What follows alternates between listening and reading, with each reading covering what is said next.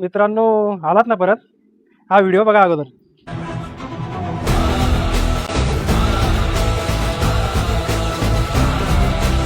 हा संभाजी भिडे स्वतःला गुरुजी समजतो. त्याने हजारो धारकरी पोरं जी आहेत, ज्यांना स्वतःची विवेक बुद्धी वापरायची नसते, अशा धारकऱ्यांना घेऊन तिथं गड किल्ले मोहीम वगैरे राबवण्याचा जो काय त्यांचा नेहमीचा प्रकार असतो, गडांचं काहीतरी सांगायचं, शिवाजी महाराजांचा अर्धवट काहीतरी चुकीचा इतिहास सांगायचा, त्यांची माथी भडकवण्याचा कार्यक्रम करायचा, त्यांना एक हिंदू आतंकवादी बनवण्याचाच तो एक प्रकार आहे. धारकरी हे आतंकवाद्याच्याच मोडमध्ये जाणारे असतात. हे सचक विवेक बुद्धीने विचार करणारे नसतात. अहो, ही नालायक डुकराची जात स्वतःला पुरोगामी म्हणून स्वतःला दुग्धाभिषेक करून घेत आहे. शिवछत्रपतींचे मावळे गड संवर्धनासाठी जातात. त्यांचा अनमोल वेळ देऊन, त्यांचं सहकार्य करून आणि त्यांचा असा कष्टाचा घाम गाळून हे गड संवर्धन करण्यासाठी जातात. नालायक आतंकवाद्याची हीच अवलाद, निजामाची हीच अवलाद, घाणेरडी प्रवृत्तीची ही अवलाद, नासकी अवलाद हा म्हणतोय की शिवछत्रपतींचे हे आतंकवादी आहेत, किल्ल्यांवर जाणार आहेत आणि यांना गड किल्ल्यांवर जमा केले जातात. ते गड किल्ले संवर्धन करण्यासाठी नाही, आतंकवाद निर्माण करण्यासाठी. ही आतंकवाद्याची नालायक अवलाद. अहो, कुठे ते स्वतःचा वेळ देऊन, स्वतःचं कष्ट देऊन, कुठे घाम काढून गड संवर्धन करणारी माणसं, गड संवर्धन करणारे मावळे आपले महाराजांचा इतिहास जिवंत करण्यासाठी धडपड करतायत. महाराजांचे गड किल्ले स्वच्छ करण्यासाठी किल्ले स्वच्छता मोहीम आणि गड किल्ले संवर्धन मोहीम हे राबवतायत. आणि ही पुरोगामी स्वतःला म्हणणारी नालायक अवलाद, दुसऱ्यांचे असे तळवे चाटणारे नालायक अवलाद, तुमच्या बुडात जर जोर असेल ना तर जा त्या मुंबऱ्यामध्ये जाऊन दाखवा एकदा. तिथे तुमचे पुरोगामी विचार मांडून दाखवा. जावा त्या कोंडव्याला जाऊन दाखवा पुण्याच्या, तिथे तुमचे पुरोगामी विचार मांडून दाखवा. हे पण नालायक जात बरळणार म्हणजे बरळणारच, तोंडातून काहीही बरळणार शिवछत्रपतींच्या मावळ्यांसाठी.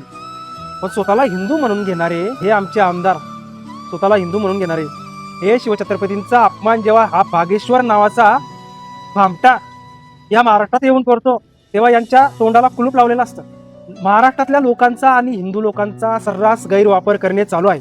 काही येतील पुरोगामी विचाराचे तुमचा वापर करतील, हिंदुत्ववादी विचाराची भाजप तुमचा वापर करेल. शिवछत्रपतींचा जेव्हा अपमान होतो तेव्हा हे ढोंगणात शेपूड घालून कुठे गायब झालेले असतात. एकीकडे त्या पुण्यामध्ये 3.5 वर्षाच्या मुलीचा नरसापूरमध्ये शारीरिक अत्याचार होऊन, एवढ्या लेकराला काय कळतं हो, 3.5 वर्षाच्या मुलीवर अत्याचार होऊन तिला शेणात गाडलं जातं. नाशिक सारखं TCS कांड होतं, जिहाद होतो. परत त्याच नाशिकमध्ये भोंदू बाबा, टेबलवाला बाबा म्हणून प्रचलित होतो आणि त्या बाबाला पकडल्यानंतर सुद्धा ही स्वतःला हिंदुत्ववादी म्हणून घेणारी आणि स्वतःला पुरोगामी म्हणून घेणारी ही लोक डोंगणात शेपूड घालून इकडे तिकडे गायब होतात. स्वतःला काय दुग्धाभिषेक करून घेतात, स्वतःला काय हिंदुत्ववादी म्हणून घेतात. आणि त्याच महाराष्ट्राचे लाडके मुख्यमंत्री लाज लज्जा सोडून त्या बंगालमध्ये बीजेपीचा अभिनंदन करण्यासाठी आणि बीजेपीचं सेलिब्रेशन करण्यासाठी झालमुरी खायला जातात निर्लज्जासारखे. तुम्हाला कधी खायला मिळालं नाही का हो मुख्यमंत्री साहेब महाराष्ट्रामध्ये? तुम्हाला एखादा शेतकरी तुम्हाला खाऊ घालणार नव्हता का? चपलीने मारणार होता तुम्हाला एखादा शेतकरी? ती वेळ येणारच चपलीने मार खायची, कारण शेतकऱ्याच्या कांद्याला 1 रुपयाचा भाव आलेला, 1 रुपयाचा. शेतकरी उन्हातानामध्ये मरमर मरतोय तुमच्या, तुम्ही झालमुरी खायला जातात. स्वतःला हिंदुत्ववादी म्हणून घेणारी ही आमदार कोंडव्यामध्ये जेव्हा जिहाद्यांच्या विरुद्ध आंदोलन करते, त्या आंदोलनाला आमचा सपोर्ट आहे हो.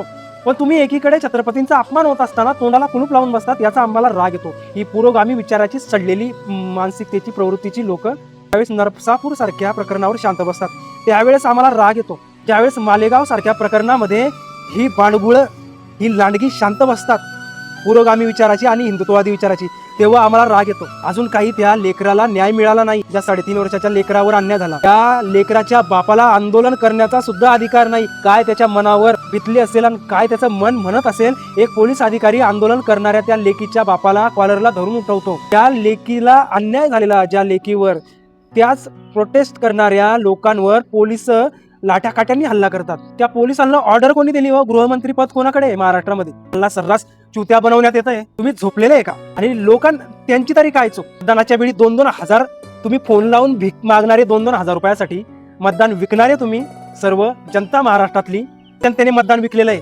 2-2 हजार रुपयासाठी, 10-10 हजार रुपयासाठी, 5-5 हजाराची लाच घेतलेली तुम्ही मतदान करण्यासाठी. तुम्हाला काहीच अधिकार नाही. तुम्ही जर मतदान करण्यासाठी 2-2 हजार घेणार असाल, 5-5 हजार घेणार असाल, तर तुमच्या चिमुकल्यांवर अत्याचार काय होणार? तुम्हाला उद्या तुमच्या लेकीबाळींना घरातनं बाहेर काढून तुमच्या डोळ्यांसमोर अत्याचार होणार, जसं रांजाच्या पाटलाने केला होता. पण शिवछत्रपती एकदाच जन्माला आलेले, त्यांनी रांजाच्या पाटलाचा चौरंगा केलेला होता. आता शिवछत्रपती जन्माला येईल का नाही आता प्रश्न निर्माण झालेला आहे. कारण एक वेळ वेश्या बरी, ती पैसे घेऊन समोरच्याला शारीरिक सुख देते पण तुमच्यासारखी पैसे घेऊन मतं विकणारी नालायक जनता जोपर्यंत या धर्तीवर जिवंत आहे तोपर्यंत असंच नरसापूर सारखे प्रकरण घडत राहणार. अशीच लोक मुख्यमंत्री झालमुरी खायला जात राहणार.